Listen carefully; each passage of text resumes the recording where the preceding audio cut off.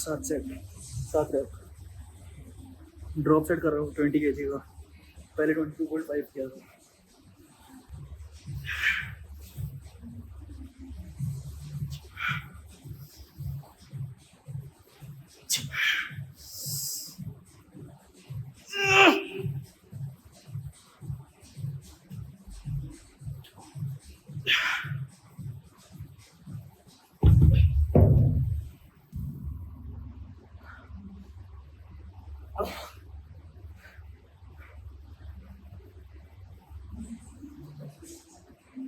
एक warm up set, 2 main set, एक set रहता है बस।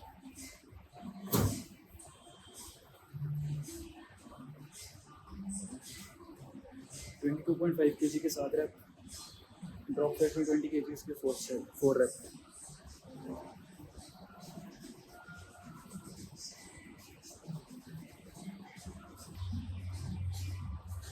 स्टार्ट किया था बारबल शोल्डर प्रेस से, उसके 20 kg के 4 रैप आए थे। एकदम ऐसा एकदम वार्म अप हो गया था इस चीज़ का, पूरे शोल्डर का। और उसके बाद डबल शोल्डर प्रेस एक वार्म अप किया था, 2 अभी तक मेन सेट आए हैं। और 22.5 kg के मेन 7 से 8 रैप आते हैं। और उसके बाद एक साथ के साथ ड्रॉप सेट कर लेता हूँ 20 kg का, उसमें 3 से 4 रैप और शोल्डर फिनिश। हम चेक करोगे इतना क्लियर नहीं आ रहा होगा क्योंकि अभी काफ़ी फैट बर्न करना है। और अभी अगले 2 महीने का मेरा गोल भी यही है कि जितना मसल है वो तो बढ़ता ही जाए, बट मोस्टली ये जो फैट है इसको अब कम करना अच्छे से। तो वॉइस क्वालिटी अगर ख़राब आ रही हो तो कोई बात नहीं, धीरे धीरे ठीक हो जाएगी।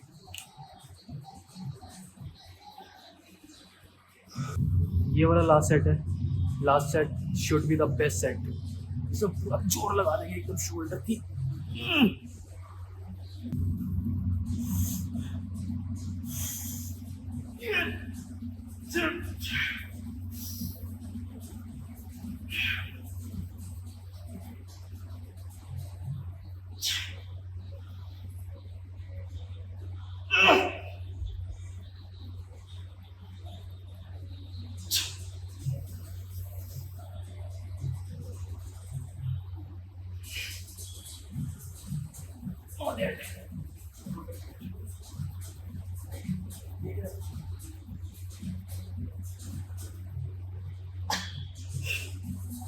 एक रैप हो जाएगा।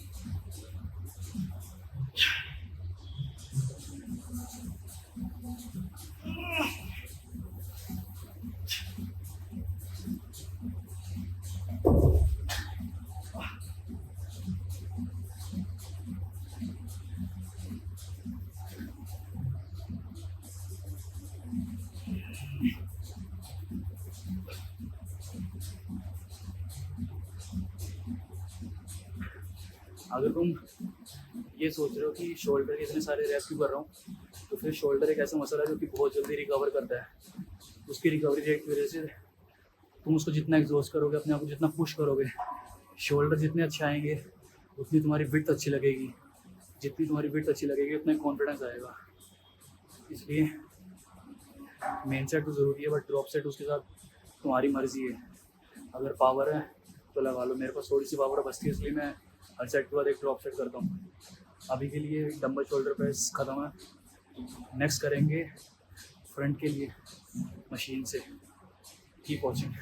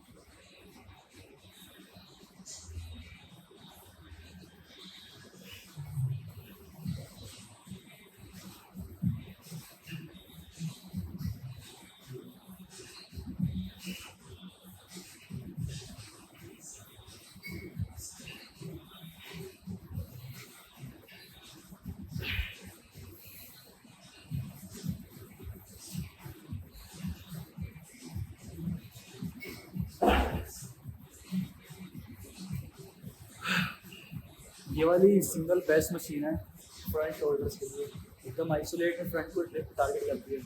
तो इसके अभी मैंने 10 kg ईच का वार्म अप सेट कर लिया है। इसके बाद देखते हैं।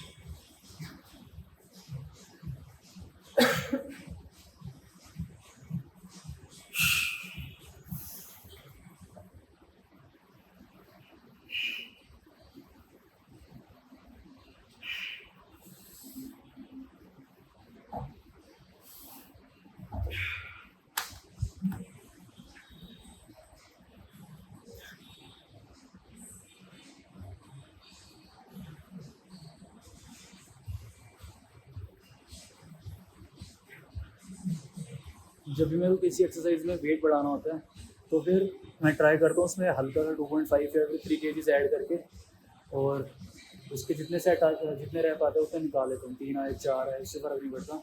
उससे मसल एक तरह से स्टिमुलस आ जाता है उसमें कि इतना वेट अब उठाना पड़ेगा। तो अब जब स्टिमुलस आने के बाद उस वेट को ड्रॉप करता हूँ। अगर 7 से 8 रैप आते हैं तो फिर कंटिन्यू करता हूँ नेक्स्ट सेट में। अगर 2 से 3 रहते तो फिर एक सेट में करके और फिर बैक टू दिस। और मतलब इस मशीन पे मेरा ओरिजिनल 15 kg इस साइड है, तो फिर कीप वॉच।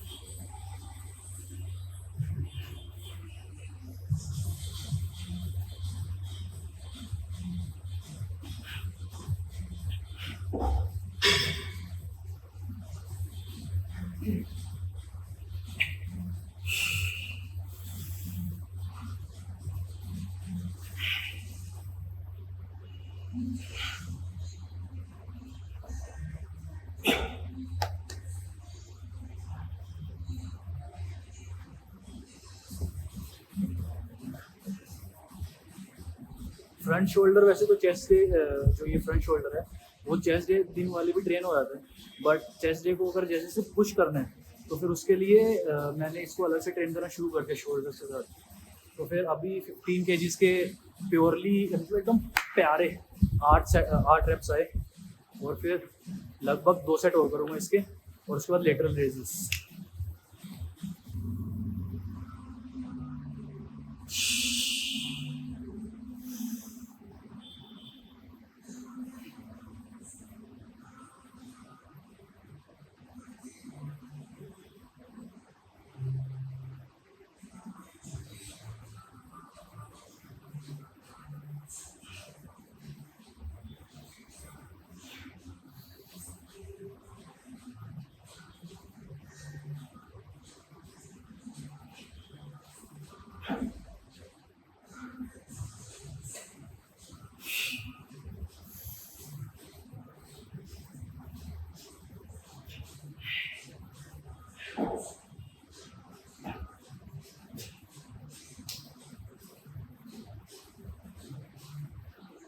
वर्कआउट के ड्यूरिंग मैं साकेत गोखले वाली एडवाइस थोड़ी फॉलो करता हूँ कि जैसे वो बताता है कि स्लो ऊपर लेके जाओ, स्लो नीचे लेके आओ, बट जैसे जैसे वो चीज़ बढ़ती है ना तो फिर टेंशन से बहुत तेज़ आती है, तो फिर वो वाली आर्ट मैं मास्टर करने की ट्राई कर रहा हूँ। और मेरे को कहीं ना कहीं लगता है कि जहाँ पर मसल में मेरे को बेटर फील होता है वहाँ पर मैं एकदम स्लो लेके जाता हूँ, एकदम स्लो लेके आता हूँ, और वो मसल की एकदम ऐसी वैसी फट जाती है। अभी 15 kg इस साइड था, उसके एकदम अच्छे से 7 रैप आए, 1 सेट और करेंगे, और श्योर लेटरल रेजेस। ये देखो जो वेट की मैं तुमको बात कर रहा था ना कि शोल्डर कितने सारे सेट्स में क्यों करता हूँ, तो उस रिकवरी जल्दी होती है, वेट खाती है। ये देखो वेट,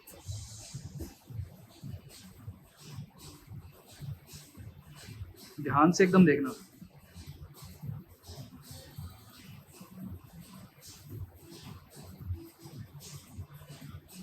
अभी पंप आया हुआ है, बट विदाउट पंप भी posture most of the time मेरा ऐसे रहता है। ये मेरा नेचुरल पोस्चर है।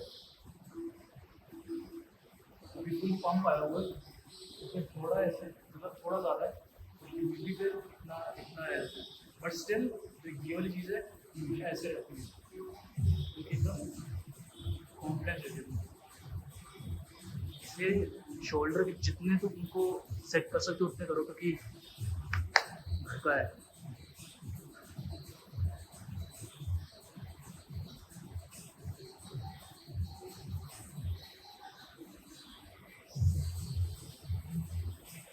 एक बार फ्रंट शोल्डर में ज़्यादा ड्रॉप सेट नहीं करता, क्योंकि पहले ये थोड़ी छोटी मसल है, और जैसे जैसे मैं ये साइड वाले शोल्डर भी करता हूँ तो फिर साथ में ये इन्वॉल्व होता है, तो फिर मैं ऐसा सिर्फ एक मैन सेव करता हूँ, बट एकदम फेलियर तक।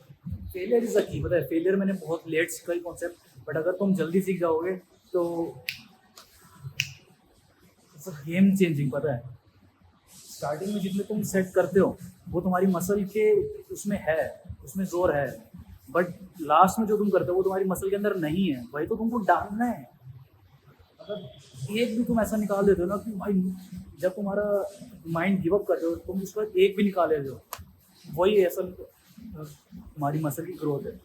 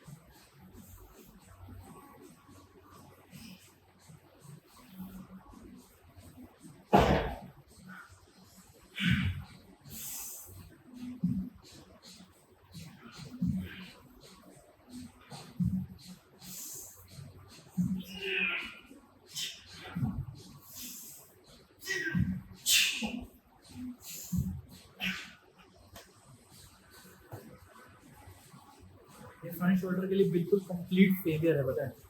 स्टार्टिंग में तुमने 6 रैप तक देखा होगा, बिल्कुल टोटल कंट्रोल स्लो था, बट उसके बाद जैसे जैसे बहुत ज़्यादा प्रेशर बढ़ जाता है तो फिर वो एकदम नीचे डाउन करता है। वही 8 मिनट का मास्टर करनी है। तो जो लास्ट में सिंगल आर्म पुश देखते हो ना, वो एक तरह से फेलियर का भी फेलियर होता है कि मसल एकदम फट चुकी है और उसके बाद तुम हल्का सा उसको और जोर दे के थोड़ा सा और बाउंड क्रिएट करके उसमें छोड़ देते हो तुम। पंप चेक करो, वॉइस बिल्कुल लो क्वालिटी आएगी क्योंकि अभी मेरे पास माइक नहीं है। धीरे धीरे माइक का जुगाड़ करेंगे। जिम का भी म्यूज़िक चल रहा है और उससे भी कॉपीराइट आता है, तो फिर एडिटिंग में वो वाली चीज़ हटानी पड़ती है मेरे को, background music. But I think मेरी काफ़ी आवाज़ उनको समझ आएगी। पेट काफ़ी ज़्यादा है। अगले नेक्स्ट 2 मिनट का गोल सिर्फ और सिर्फ फैट लॉस किया, पता है।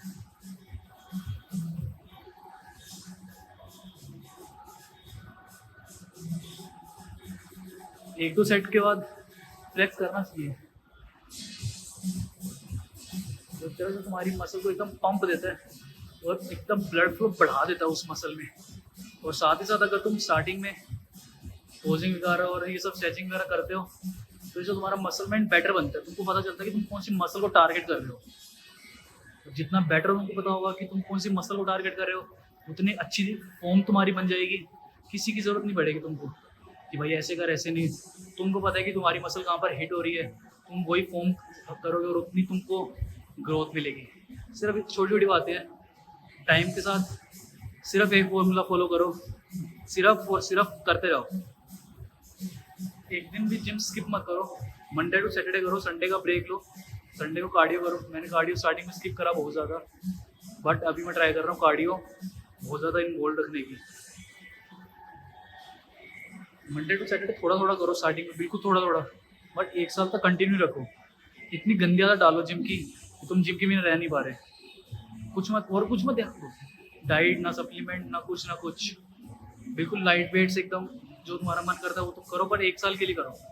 1 साल के लिए तुम भूल जाओ कि तुमको कोई ऐसा एकदम तगड़ी ग्रोथ चाहिए, क्योंकि धीरे धीरे जैसे जैसे मसल ग्रो होगा ना, तुमको खुद मन करेगा जिम आने का। जैसे जैसे ग्रो होगी ना वैसे वैसे तुमको खुद मन करेगा कि यार इसको और कैसे ग्रो करूँ। मैंने लिटरली वे प्रोटीन पता है 6-7 महीने बाद शुरू किया था जिम स्टार्ट करने की। स्टार्टिंग में मैंने बिल्कुल ध्यान नहीं दिया। मैंने स्टार्टिंग में किस पे ध्यान दिया, सिर्फ और सिर्फ कंसिस्टेंसी बिल्ड करने में, क्योंकि ये जो दिमाग है ना बहुत लेजी है। इसको ये दिखाना पड़ता है कि भाई ये देख कितनी बढ़िया चीज़ है मेरे लिए, ये अपने लिए सबसे बढ़िया चीज़ है। जब उसको आदत पड़ जाती है ना तो फिर ये उस चीज़ को करने के लिए हर कुछ करता है। सिर्फ और सिर्फ आदत डाल दो, कुछ भी हो जाए दिन में जिम जाना ही जाना है। 1 घंटा जिम जाना ही जाना है। 1 घंटे से 2 घंटा हो जाएगा, कभी 1.5 घंटा हो जाएगा, कभी थोड़ा सा करने का मन करेगा, बट जाओ जरूर। पता है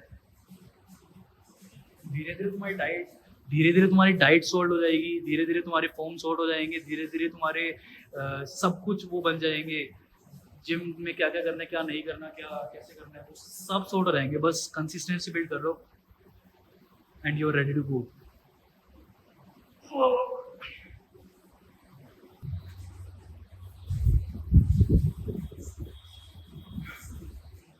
अभी करते हैं लेटरल रेजेस। स्टार्टिंग में जैसे नॉर्मली सभी करते हैं, अब मेरे को लगभग 1 साल से थोड़ा ज़्यादा हो गया है जिम आते हुए, तो फिर मैं ये चीज़ करता हूँ कि शोल्डर भी डेवलप हो गया। स्टार्टिंग में सभी लोग जैसे वो हाथ से ऐसे वैसे करते हो, बट जैसे जैसे तुम इवॉल्व करते हो जैसे जैसे तुम इवॉल्व करते हो ना, तुमको रेजिस्टेंस बढ़ाना पड़ता है। और वेट में इतना रेजिस्टेंस नहीं बढ़ता लेटरल रेजिस में। लेटरल रेजिस तुम्हारे ये वाली जो मसल्स होती है वहाँ पर टारगेट करते हैं। तो फिर विद टाइम रेजिस्टेंस बढ़ाने के लिए तुमको एंगल्स चेंज करने पड़ते हैं। तो फिर अभी ये वाली चीज़ देखो,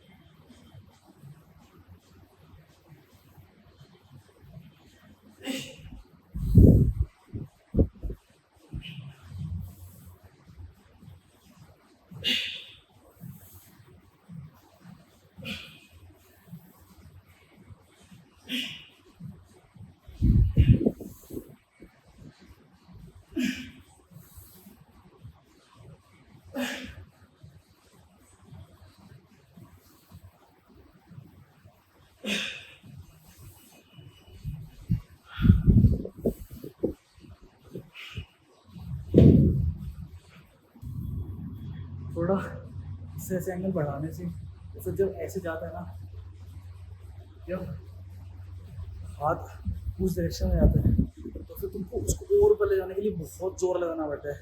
तो फिर मेरा यूजुअली 10 kgs पे लाइक 8 से 10 रैप आ जाते हैं, बट अब पुश करना है तो फिर 12.5 kgs की नॉर्मली नहीं आती। तो सिंगल हैंड पे सपोर्ट लेके सिंगल हैंड से एंगल चेंज कर दिया ताकि वो रेजिस्टेंस और बढ़ जाए, और फिर विद टाइम 12.5 आ जाएगा। तो फिर 12.5 के दोनों हाथों पे रख के 15 kg से वन हैंड डालेंगे। तो फिर that's how you evolve in gym. तुमको धीरे धीरे नई नई चीज़ें देख के सीख के बढ़ानी पड़ती है तुम्हारी कैपेसिटी के हिसाब से, बट सबसे ज़्यादा ज़रूरी है जिम में कंसिस्टेंसी।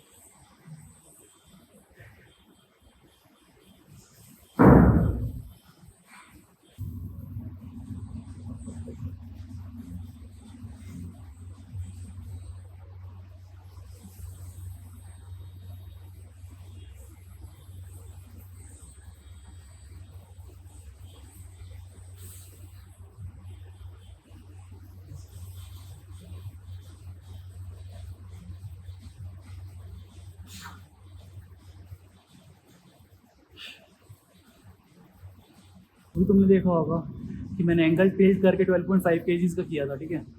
तो और उसके बाद 10 kgs के डबल हैंड से किए थे। वही मैं तुमको समझा रहा था कि 12.5 kgs अभी दोनों हाथों के लिए पॉसिबल नहीं है, ठीक है। तो फिर अगर मैं वन हैंड करूँगा तो फिर उसमें कम रेजिस्टेंस लगेगा, बट अगर मैं एंगल टिल्ट कर दूंगा तो फिर उसको उतना ही लेके जाने में उतना ही ज़्यादा रेजिस्टेंस आएगा। तो फिर वन हैंड से 12.5 किया, लगभग 7 प्योर आए, बट कुछ कुछ चीट बीच में कर रहा था मैं कि बॉडी ऐसे कर रहा था, वो करना ज़रूरी है। क्योंकि जब तुम इतने हैवी वेट पे पुश करना स्टार्ट करते हो ना, लगभग 10-15 kgs के बाद तुम पुश करना स्टार्ट करते हो, तो फिर यूजुअली तुम्हारी बॉडी इतनी कैपेबल नहीं होती, वो टाइम के साथ बनती है।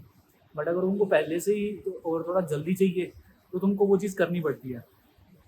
और फिर उसके बाद अभी 2 सेट और करूँगा लेटरल रेसिस के, उसमें वही कि 12.5 kgs का सिंगल हैंड और 10 kgs के double hand drop set. Keep watching. अभी लेटरल रेसिस कर रहा था, बट एक दो दिन पहले बेल्टर्स डेडलिफ्ट कर लिया था 110-120 पे, तो फिर स्लिप डिस्क बहुत पेन कर रही है। तो फिर वो डिस्क क्लिप ना हो जाए, कुछ ऐसा प्रॉब्लम ना हो, इसलिए बीच में रोक दिया है। सोच रहा हूँ कि एक लेटरल रेसिस सिर्फ इससे कर दूँ। अभी थोड़ा ठीक लग रहा है, करता हूँ। अभी ठीक लग रहा है यार। वेट रुको।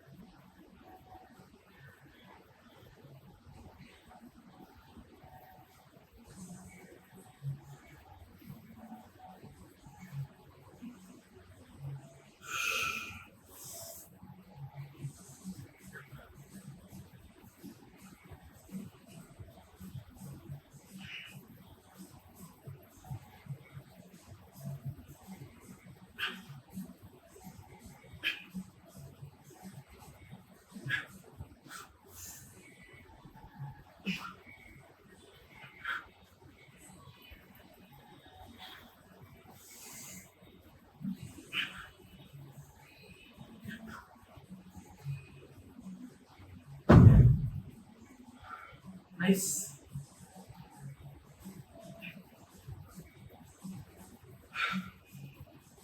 प्रोबेबली एक सेट और करूँगा और उसके बाद थोड़ा ट्रेडमिल पर cardio 10-15 minute and we are ready to go.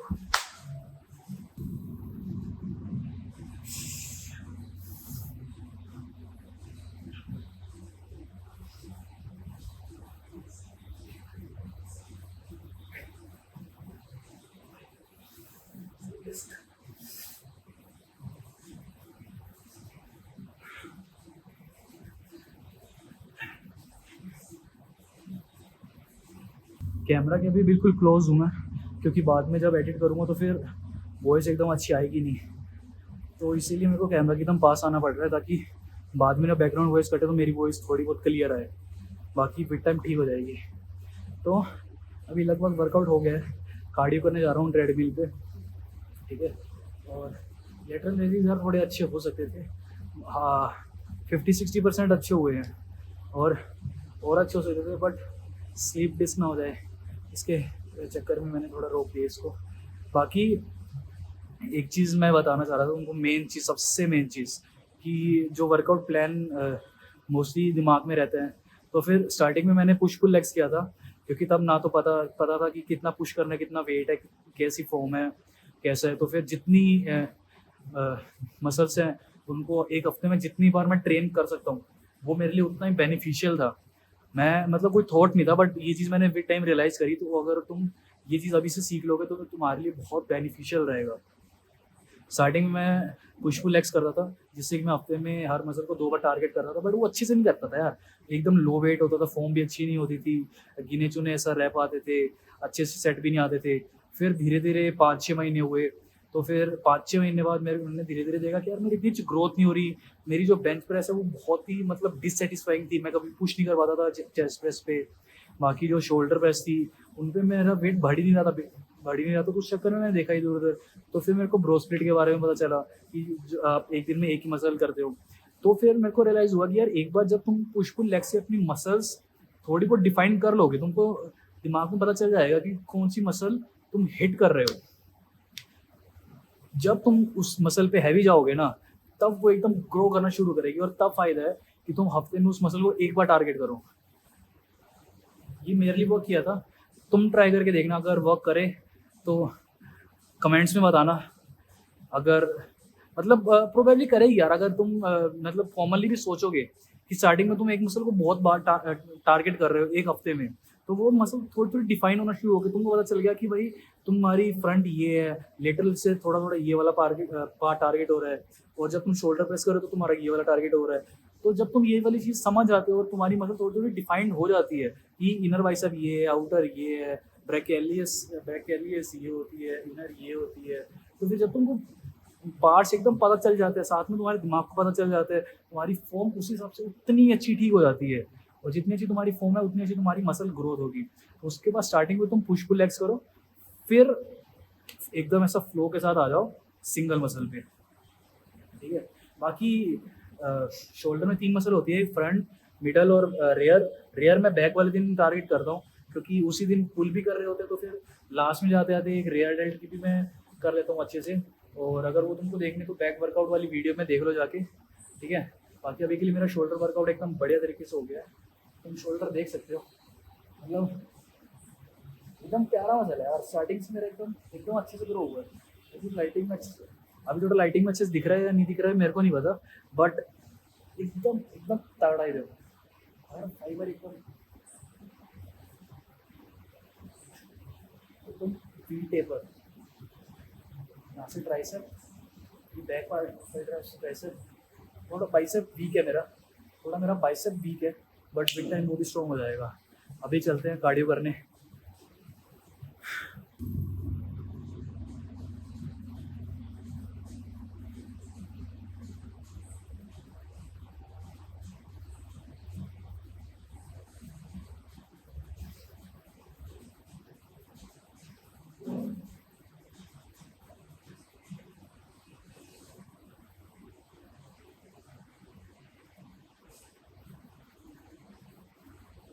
Muscle back muscle में मेरे को सबसे ज़्यादा लगता है पॉप आउट करती है रियर डेल्ट और ट्रैप्स, इसको बस एकदम अच्छे से करके मसल के साथ माइंड के साथ एकदम ट्रेन कर लो और